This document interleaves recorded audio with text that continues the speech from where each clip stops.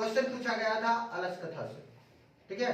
और इसमें इस तरह से मैं बताऊंगा ताकि तुमको शुरू से लेकर अंत तक इसमें जो भी पॉइंट होगा या सब्जेक्टिव का मैटर रहे या ऑब्जेक्टिव का मैटर रहे, पूरा का पूरा तुम्हारा सॉल्व हो जाएगा।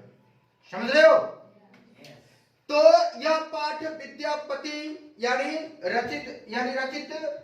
यानी विद्यापति के द्वारा रचित किया गया है। सबसे पहले यहाँ पर लिख देते हैं, ये बेटा तृतीय पाठ, ठीक है, यानी अलस कथा, यानी आलसी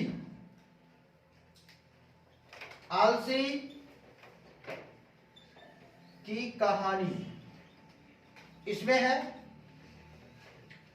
पहला ऑब्जेक्टिव बन जाता है क्या, ये अलस जो कथा है यह किसके द्वारा रचा गया है, यानी अलस कथा का रचयिता या रचनाकार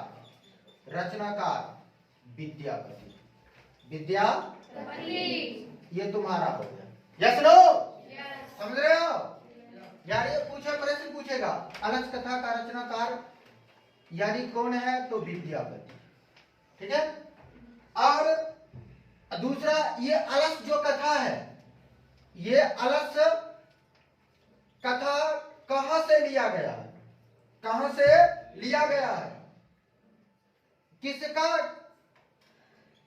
किस ग्रंथ का अंश विशेष है, यानी अंश विशेष ऐसे लिख देते हैं, अंश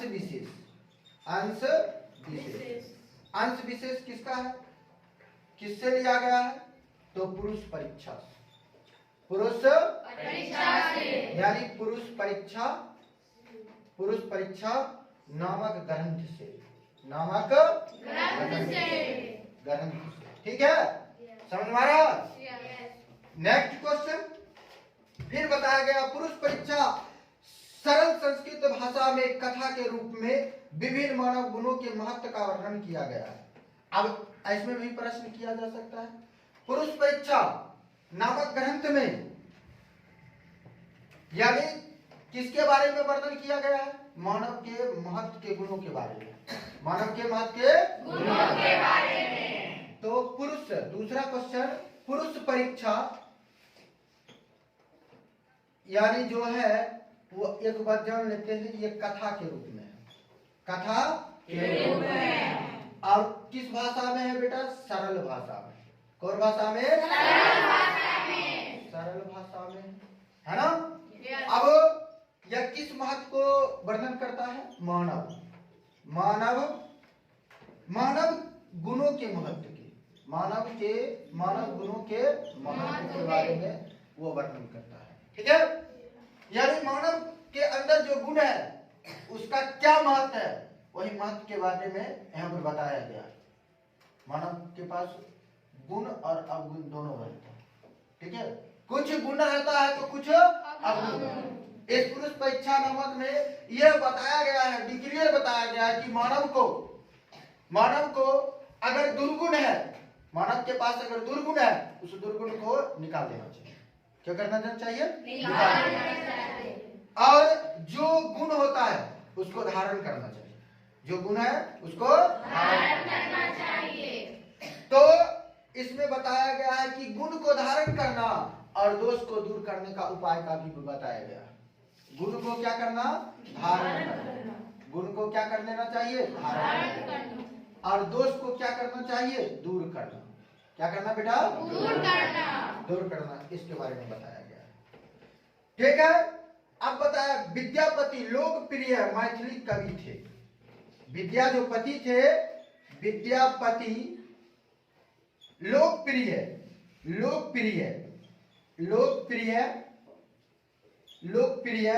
मैथिली कवि थे। मैथिली कवि थे, याद रखना। ये बार बार प्रश्न पूछा जाता है, विद्यापति कहाँ के कवि थे? ये मिथिला का। पूछे बेटा? यानी मैथिली कवि थे, मैथिली कवि थे। और ये भी जान लेना है, ये बिहार के थे। कहाँ के थे? बिहार के। यानी अपने ही क्षेत्र के थे, ठीक है। समझ रहे हो? तो ये बहुत ही इंपॉर्टेंट ऑब्जेक्टिव है। जितना भी ऑब्जेक्टिव, ये पूरा का पूरा ऑब्जेक्टिव है, ठीक है। प्रश्न पूछा जाएगा बेटा, विद्यापति किस प्रकार के कवि थे? लोकप्रिय मैथिली कवि, लोकप्रिय। अब ये संस्कृत भाषा के निर्माता भी थे, ये संस्कृत ग्रंथों के निर्माता, जिन्होंने अपने लाइफ में संस्कृत ग्रंथ, अनेक संस्कृत ग्रंथों का क्या किया? रचना की। इसमें लिख देते हैं संस्कृत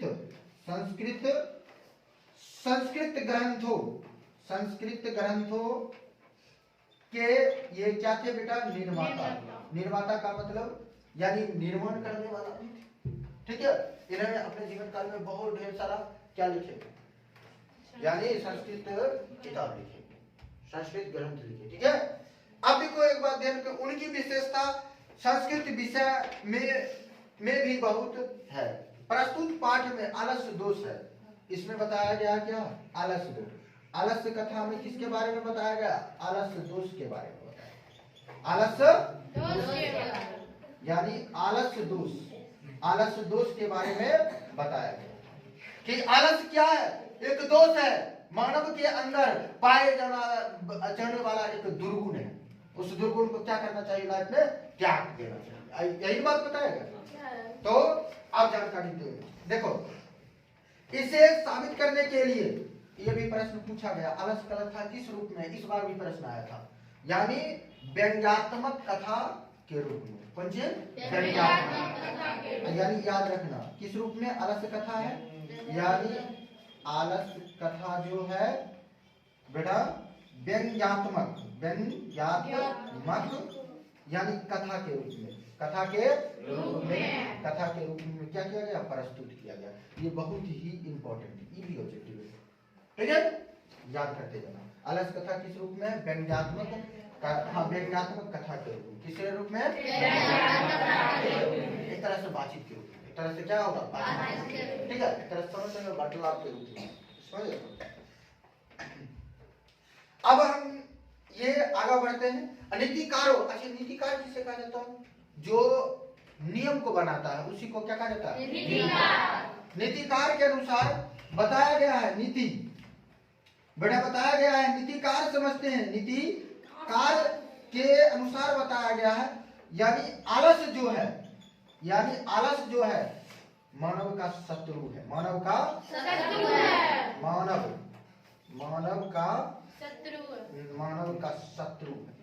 शत्रु का मतलब कौन सी? दुश्मन है। क्या है? दुश्मन।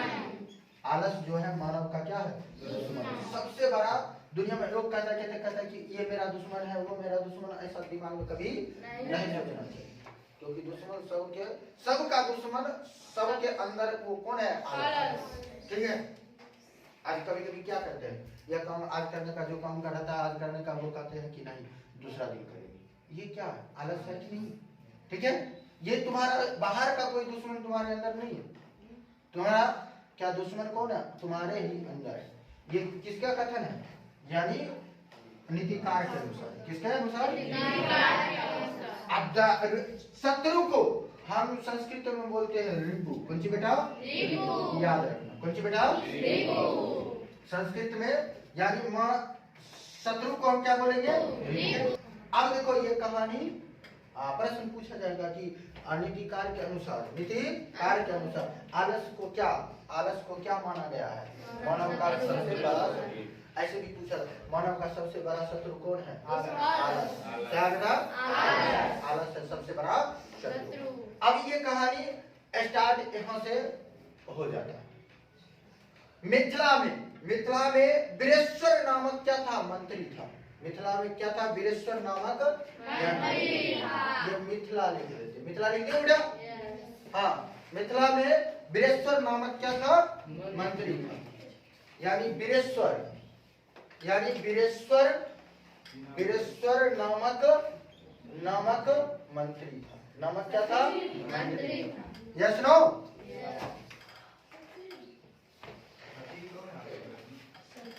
हाँ कौन?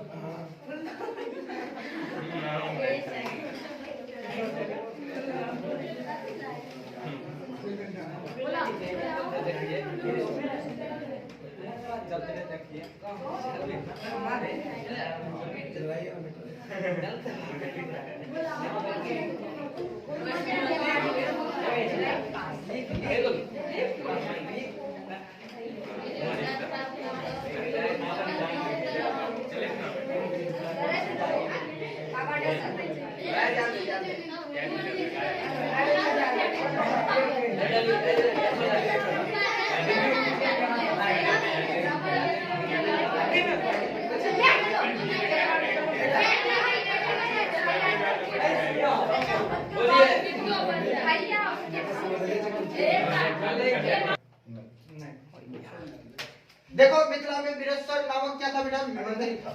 यहाँ पर से यहीं पर से तुम्हारा कहानी स्टार्ट होता है। Yes no? अब प्रश्न भी पूछ सकता है, ऐसे पूछता है कि यानी वीरेश्वर कहाँ का मंत्री था? मिथिला में। या ऐसे भी प्रश्न पूछा वीरेश्वर कौन था? एक मंत्री था। कौन था? देखना नहीं है, ठीक है। आप देखो पहले समझो, ठीक है। आप देखो क्या था? मिथिला में वीरेश्वर नामक क्या मंत्री था? वह स्वभाव से, अब प्रश्न उठता स्वभाव, यानी स्वभाव से ये दानशील था। दानशील, ये स्वभाव से दानशील था और करुणिक स्वभाव का था। करुणिक का मतलब होता है किसी पर वह तुरंत क्या होता है? ये दया आ जाता है, ठीक है। ये दानशील और करुणिक स्वभाव का। दानशील का मतलब दान देने वाले को क्या कहा जाता है? दानशील, ठीक है। करुणिक का मतलब जो किसी पर दया कर दे उसी को क्या कहा जाता है?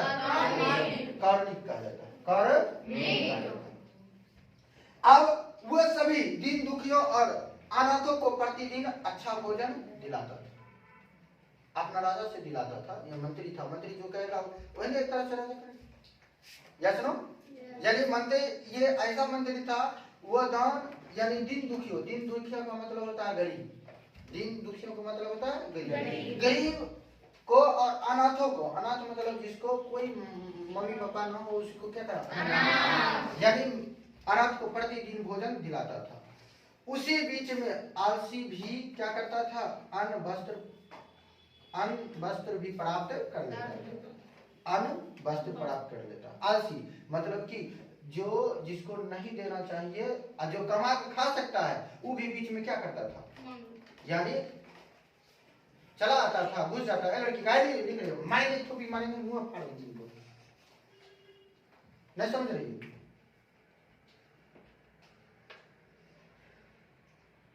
तो ये क्या कैसा था बेटा? यानी यह दानशील था और करुणिक स्वभाव का था और बीच बीच में क्या करता था? दीन दुखियों को और अनाथों को प्रतिदिन भोजन दिलाता था और बीच में आलसी भी क्या करता था? वस्त्र अन्न प्राप्त कर लेता था, ठीक है। ऐसा। अच्छा बताओ, जो आलसी किसको? जिसको सामान है फिर भी वो लाइन में लग जाएगा, वस्त्र प्राप्त कर लेगा और खाना प्राप्त कर लेगा, भोजन प्राप्त कर लेगा, तो एक तरह से क्या होगा?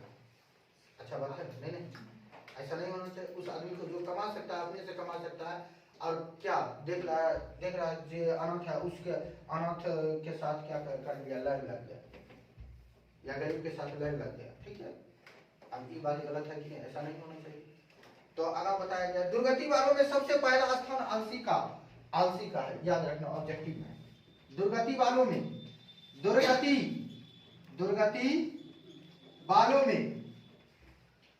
से यानी सबसे पहला स्थान किसका है? आलसी का है। एक बात ध्यान रखना। बताया गया भूखा पेट क्या नहीं करवा सकता? भूखा पेट सब कुछ करवा सकता है, ठीक है। आलसी ठीक कर देते हैं, आलसी, ठीक है। आलसी भूखा पेट क्या नहीं करवा सकता? भूखा पेट सब कुछ करवा सकता है। सही बात है कि नहीं? भूखा पेट सब कुछ करवा सकता है। भूखा जब पेट में भूख रहेगा ना, लोग कोई भी आदमी हर चीज क्या होता है? मजबूर होता है, ठीक है। इसी बार लॉकडाउन में या पिछले बार देखो लॉकडाउन में लोग क्या किया? यानी भूखा के कारण जब लॉकडाउन लग गया तो जो मजदूर 350 रुपये में काम करता था वो 150 रुपये में तैयार हो जाता था। ये किसके कारण? पेट के कारण। क्या पेट कहा जाता है? आज पेट नहीं रहता, हम सबको कभी एक दूसरे से भेंट भी नहीं होता, क्योंकि जमाना क्या सब कमाता है, एक ही वो कारण है पेट के लिए, है कि नहीं? Yes. समझ रहे हो? अब आपको बताया भूखा पेट क्या नहीं कर रहा है। इसके बाद आलसी बताया गया, इसके बाद आलसी व्यक्ति को वहां खूब धन लाभ सुनकर बहुत से ढोंग बढ़ गए, ढोंग भी जमा हो गए। ढोंग भी जमा मतलब कि आलसी आदमी को अच्छे बात मान लेते, इमेज करो बगल वाला तुम्हारा एक टोला में गरीब आदमी है, उसको अनाथ है, वो भोजन प्राप्त कर रहा था, बगल वाला वो बढ़िया चीज बढ़िया पहन भी रहा है, बढ़िया खाना भी खा रहा है, जो कमाता है उसको उतना नहीं खोल रहा है, तो वो की करेगा? कहेगा वो कमाने से क्या फायदा है, सबसे बढ़िया उसी में लाइन लग जाते हैं, वस्त्र और अन्न हमको भी क्या होगा, मिलेगा। अब बताओ, वो राजा को पहले खर्चा होता था इमेज करो 10,000, अब खर्चा होने लगा, ढोंगबाज भी आदमी आ जाएगा, धूर्तबाज भी आ जाएगा आदमी, ज्यादा वो खर्चा होने लगा 1 लाख, तो राजा विचार करेगा कि नहीं? पहले भाई उतना नहीं था, पहले आलसी उतना नहीं था, अब एकाएक आलसी इतना कहां से आ गया, इस पर राजा भी विचार करेगा। वो जो क्या करता है, धोखा से क्या करता है, धोखा से भोजन वस्त्र प्राप्त करता, उसको उस आदमी को क्या कहा जाता है? धूर्त कहा जाता है। क्या कहा जाता है? समझ मारा? उसको क्या कहते हैं? आप देखो, अब तो बताया गया, सुनकर बहुत ढोंग बढ़ गए और जमा गए। अब देखो, सुख सुविधा स्थिति को देखकर सभी लोग उसे प्राप्त करना चाहता था, कौन नहीं? अच्छा बताओ, फ्री में तुम सबको अगर कहेगा कि चलो फ्री में तुम सबको कपड़ा लता देते हैं, भोजन देते हैं, बढ़िया अच्छे मांगेगा, आपको खाना वाना देंगे, तुम सब भी जा सकते हो कि नहीं? अगर जाओगे तो तुम भी क्या कहलाओगे? बोलो यस नो? हमारा है ना। अब बहुत बताया गया है, सबका नजर मेरे ओर रहना चाहिए, वो ध्यान रखना। असुविधाजनक स्थिति को देखकर सभी लोग उसे प्राप्त करना चाहता है। स्वजाति को सुख देखकर कौन जीव उसकी ओर नहीं बढ़ता? स्वजाति का मतलब कि अपने जाति का सुख देखकर कौन लोग उसे प्राप्त करना नहीं चाहता है? सब लोग प्राप्त करना चाहता है कि नहीं? इमेज करो तुम सब लोग, स्वजाति का अपना जाति। अच्छा बताओ, बगल में टोला पड़ोस में क्या होता है, दोसर लोग तुम्हारा उठा लेता था, अपनो बगल के लोग चाहता है कि अगर 2 महला उठा लिया तो हम भी क्या करेंगे, एक रिकॉर्ड तोड़ देंगे, 3 महला उठा लेंगे, ऐसा सोचता है कि नहीं? सब चाहता है एक दूसरे को रिकॉर्ड तोड़ने के लिए, आगे बढ़ने के लिए, ठीक है? अगर किसी को मुफ्त में खाना मिल रहा है तो वो भी चाहेगा कि हमको भी हो, काम कथी करेंगे, हमको भी क्या होगा, मुफ्त में खाना मिल जाएगा, कौन करेगा, कौन टेंशन लेगा? कौन समझ रहे बेटा, समझ रहे हो? चलिए आगे बढ़ते हैं। अब बताया गया, बाद में आलसियों को के सुख यानी सुख देखकर कुछ धूर्त लोग भी बनावटी आलसी को दिखाकर भोजन क्या कर देते थे, प्राप्त कर देते थे। कुछ आलसी भी बनावटी मतलब कि कुछ नहीं है, मतलब शरीर ठीक है, फिर भी कहेंगे कि हाँ तुम क्या किया, लोली मार दिया हमको हाथ काम नहीं करेगा। अच्छा अगर वाला पर्सन क्या करेगा, दया हुआ करेगा, तो कहेगा भाई इसको सबको दे तो इसको भी दे दो, ठीक है, रास्ता पर ऐसे एकदम चल रहा है, ठीक है। तो मैं बता रहा हूँ, बहुत बनावटी आलस्य को दिखाकर भोजन प्राप्त करता। इसके बाद आलसी के घर बहुत दर्भ का मतलब होता है रुपया, खर्चा होते देखकर राजा राजपुरुषों के द्वारा विचार किया गया। और ऑब्जेक्टिव है, किसके द्वारा विचार किया? राजपुरुषों। इस बार भी आया था, राजपुरुषों के द्वारा क्या किया गया था? विचार किया गया। किसके द्वारा विचार किया गया था? राजपुरुषों। राजा का जो है मंत्री होता है ना, उस पुरुष के द्वारा क्या किया गया था? विचार किया गया था। भाई देखिए, इतने रुपया पहले खर्चा तो नहीं होता था, अब इतना हो रहा, ऐसा नहीं होना चाहिए, ठीक है। अब देखो एक बात बता देते हैं, और यदि अक्षम बुद्धि या करुणिक से केवल आलसी लोग को मालिक वस्तु देते हैं, कपट से अनायासी भी ग्रहण कर लेते हैं, यह हमारा आलस्य है, यह हमारा आलस्य है। कहा गया कि अगर धोखा से धूर्तबाजी करके हमसे वस्तु यानी वस्त्र और अन्न प्राप्त कर देता है, ये भी क्या है? हमारा आलसी है। हम उसी आदमी को हम भोजन वस्त्र देना चाहिए, हमको देना चाहिए जो आदमी को जो लेने योग्य हो, ठीक है, जो लेने योग्य है उसी को नहीं देना चाहिए। आज बताओ, भीख मंगा हम जा रहे हैं तो एक आदमी भीख मंगा क्या महला उतरम लगा के आराम से बैठा रहता है, आप उसको हम दे देंगे रुपया पैसा, तो गलत है ना? हम तो टेब को देना चाहिए, दान भी कहा जाता है टेब को देना चाहिए। दान देने योग्य आदमी को देख कर देना चाहिए, ध्यान देना, वह उचित दान कहलाता है। क्या कहलाता है? ये बात नहीं है चिकन चक्कर आदमी है, अच्छा देखने में हिस्ट पुष्ट है, फिर भी कहेगा 50 रुपया दीजिए ना, हमको नहीं है उधर, उसको डायरेक्ट कहो कि जाओ कमाने के लिए, ठीक है, कमाने के लिए, कोई जरूरी नहीं है तुमको, नहीं ऐसा बढ़िया से शरीर खूब सुंदर है, फिर भी तुम क्या करते हो, रुपया भीख मांगते हो। आजकल देखते हो टोला समाज में क्या आता है कि नहीं, ये मर गया वो मर गया, दे दीजिए 50 60 रुपये, और कहो कि चुपचाप तू कम कौन सी करो, कम डाल सबसे बड़े काम है। चलो एक ठेकेदार अगर भेज 500 रुपया रोज दे, कहेगा वो नहीं करेगा, ठीक है। आजकल के नहीं कहते ना ठेकेबाजी चलता है, रुपया नहीं लेगा और बगल में जाके क्या करेगा, दारू पिएगा, तारी पिएगा, यस नो, ऐसा नहीं होना चाहिए। तो बाबू बताया गया यह हमारा आलस है। यदि ऐसा हुआ तो आलसी लोगों को परीक्षा करता हूँ, आलसी लोगों को क्या करता हूँ, परीक्षा, आलसी लोगों को क्या करता हूँ, परीक्षा। कौन परीक्षा लेगा, राजपूत। कौन परीक्षा लेगा, ऐसा विचार कर, सोए हुए आलसी के घर में, याद रखना, कैसा आलसी, सोए हुए आलसियों, सोए हुए आलसियों के घर में क्या लगा दिया गया, आग। याद रखना, क्या लगा दिया, आग। याद रखना, ये भी प्रश्न पूछता, सोए हुए कैसे आलसी थे, यदि सोया हुआ आलसियों के घर में क्या किया गया, आग। किसने लगाया, राजपूत ने। राजा खुद अपने से नहीं जाएगा, राजा का मंत्री जाएगा भाई, राजा का जो अंदर रहता है वही जाएगा, क्योंकि राजा कोई काम नहीं करेगा, ठीक है।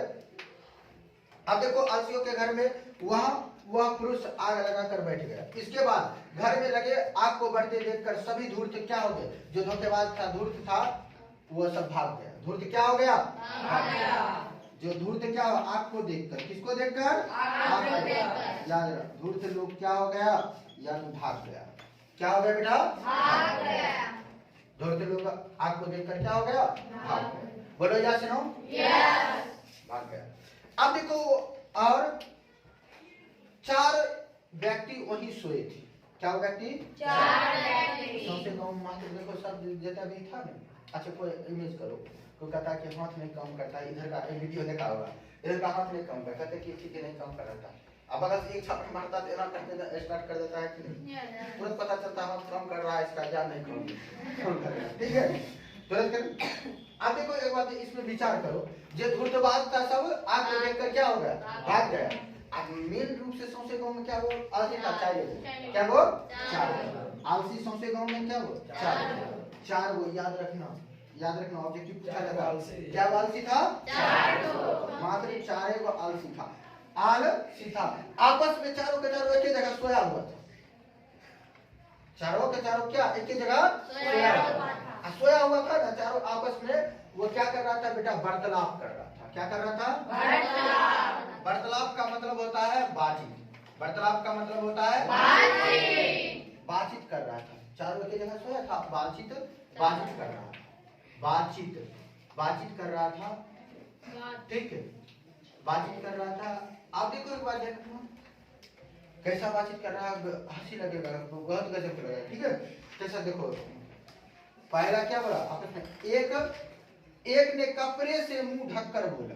पहला क्या बोला, यानी पहला क्या बोला, कपड़ा से क्या किया, कपड़े से मुख ढककर बोला, क्या बोला, अरे हल्ला कैसा, अच्छा एक बात बताओ, मतलब आग लगा हुआ देख रहा है, आग लग गया, ऊपर से क्या किया, कपड़ा से मुंह ढक लिया, तकर बाद कहता हल्ला कैसा रे, ऐसा बोला, कैसा हल्ला कैसा। अच्छा एक बात यहाँ पर मान लेते सांप निकल जाएगा, कहेगा मुझे ऐसे कहेगा कि अरे तू सब हल्ला कर रहा है, तो देख लिया कि सांप है, तो ये हल्ला कैसा रे, तो ये मूर्खता है, यो आग देख लिया, तकर बाद आग देख का कपड़ा से मुंह ढक लिया। अच्छा कभी ऐसा होता है, तुम सब उठो रात में डर लग जाता है, तो आराम से क्या करते हो, ठीक है, चादर ओढ़ लेते हो, चुपचाप बाबू एक पूरा इधर उधर नहीं, आँख खोलेंगे तो पता चलेगा। तो कहा कि पहला ने क्या बोला, अरे हल्ला कैसा। हाँ, दूसरा क्या बोला, दूसरा बोला लगता है इस घर में आग लग गया। दूसरा क्या बोला, लगता है इस घर में क्या लग गया है, यानी आग लग गया, आग लग गया। लगता है इस घर में क्या लग गया है, याद रखना। अब प्रश्न पूछा जाता है, पहला आलसी क्या बोला, कपड़ा से मुंह ढककर बोला, क्या बोला, अरे कैसा हल्ला, अरे कैसा हल्ला। दूसरा क्या बोला, लगता है जो कि देख रहा था, वो देख लिया, पहले देख लिया, अब उसके बाद दूसरों देख लिया, अभी कहता लगता है इस घर में आग लग गया। अब तीसरा देखो बेटा, तीसरा क्या बोला, चार को था, तीसरा बोला, अरे कोई ऐसा धार्मिक आदमी नहीं है, धर्म कर्म करने वाला कोई ऐसा धार्मिक आदमी नहीं है, ऐसा लिख देते हैं, कोई भी ऐसा धार्मिक नहीं है, यानी जो इस समय पानी से भीगे वस्त्रों से या चटाई से हम लोगों को क्या करे, हम लोगों को ढक दे, हम लोगों को ढक दे। अब देखो ये बात, ईद महा आलसी था, है ना, ईद महान आलसी हुआ। ये आयदा से लेकर बेटा क्या होगा, ये आयदा गुनाह होगा,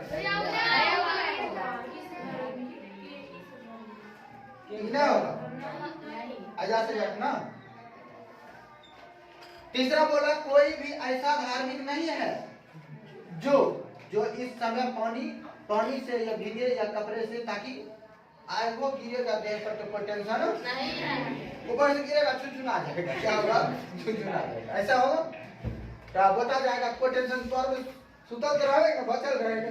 इन तो बात सोचो महा आलसी था कि पहला क्या बोला, अरे कैसा हल्ला, दूसरा बोलता है लगता है इस घर में आग लग गया, तीसरा बोलता है कोई ऐसा धार्मिक आदमी धर्म काम करने वाला, ऐसे ठोकर के देने वाला नहीं है, जो हम सुते रहेंगे और ऊपर से आएगा भिंगल का चादर से क्या करेगा, चादर से या चटाई से हमको ढक देगा, ताकि ऊपर से गिरबो करेगा ताकि हमको प्रभाव नहीं रहता और चुपचाप सुतल रहेंगे, हम कथी उठ पाएंगे, सब कुछ फोकटे मिला। चौथा क्या बोला है, देखो बेटा, चौथा बोला अरे गप करो का मतलब होता है गप करने वाला, अरे गपोरो यानी कितनी बातें करोगे, कितनी बातों करोगे, चुपचाप क्यों नहीं रहते हो, कहता जो होता है होने दो, जो होता है आग लगा इन्हें घुसुक जाएगा, फिर इधर आ जाए इन्हें घुसुक जाएगा, ठीक है, इस तरह से चलते रहेगा, मगर भागेंगे नहीं। देखो ये सब चारों के चारों पूरे गांव में कितने आलसी था, तो चौथा क्या बोला, ऐसा प्रश्न पूछा जाता है, ये सब प्रश्न पूछा, पहला कौन क्या बोला, दूसरा क्या बोला, तीसरा क्या बोला, चौथा क्या बोला। चौथा क्या, अरे गप करो कितनी बात करोगे, चुपचाप क्यों नहीं रहते हो, चुपचाप क्यों नहीं रहते हो। तब इस तो चौथा अपन चारों का चारों बात, इसके बाद चारों उसी तरह परस्पर क्या कर रहा था, बहस कर रहा था, और बढ़ते हुए आग को अपने ऊपर गिरते देखकर, उसके ऊपर गिरते देखकर राजपुरुषों सोचा कि अभी क्या हो जाएगा, मर जाएगा, क्या हो जाएगा, तब उसको केस घींच कर राजपुरुष क्या किया, बाल घींच कर, कौन सी घींच कर, बाल, यानी केस घींच कर क्या किया, घर से चलो इतना पता कहा कि चलो क्या कर बाहर मर जेते, क्या मर जेते, ठीक है, मर जेते, समझा। तो उस चारों को कौन सी यो ऑब्जेक्टिव है, क्या घींच कर, यानी उसको खींचते हुए बाहर निकाला। बाद में इन सबों को राजपुरुषों के द्वारा पढ़ा गया। अब बताया गया है स्त्रियों की, एक बताया गया स्त्रियों की गति किन चीज से है? पति से। याद रखना, ऑब्जेक्टिव बार बार पूछा जाता है। स्त्रियों की गति किससे है बेटा? पति से। यहाँ पर लिख देते हैं, लिख लेना, स्त्रियों की गति किससे? स्त्री की। याद रखना, स्त्रियों की गति कौन चीज से? पति से। अच्छा बता, एक बात बता, एक बात बता। लड़की कितनों बकलोल रहेगी, पति अगर अच्छा रहेगा तो पति अगर अच्छा रहेगा तो ओकरा अच्छा से रखेगी कि नहीं? ठीक है। पति की गति किससे? ना, स्त्रियों की गति पति से। स्त्रियों की गति पति से। अब बच्चों की गति माता से। बच्चों की गति माता से। बच्चों की गति कौन चीज से बेटा? माता से। अब बच्चों की गति माता से। माता से कौन चीज से? माता से। आलस्य, अरे को अब आलस्यों की गति कौन सी? दयावानों से। कौन सी है? आलसियों, आलसियों की गति कौन सी से? दयावानों के सिवा कोई नहीं। दयावानों के कोई नहीं सिवा। जो आलसी रहेगा, जो दयावान रहेगा तब तो कुछ देगा। इस तरह से तुम्हारा पूरा का पूरा खत्म कर दिया, उतार दो। ठीक है, वाह।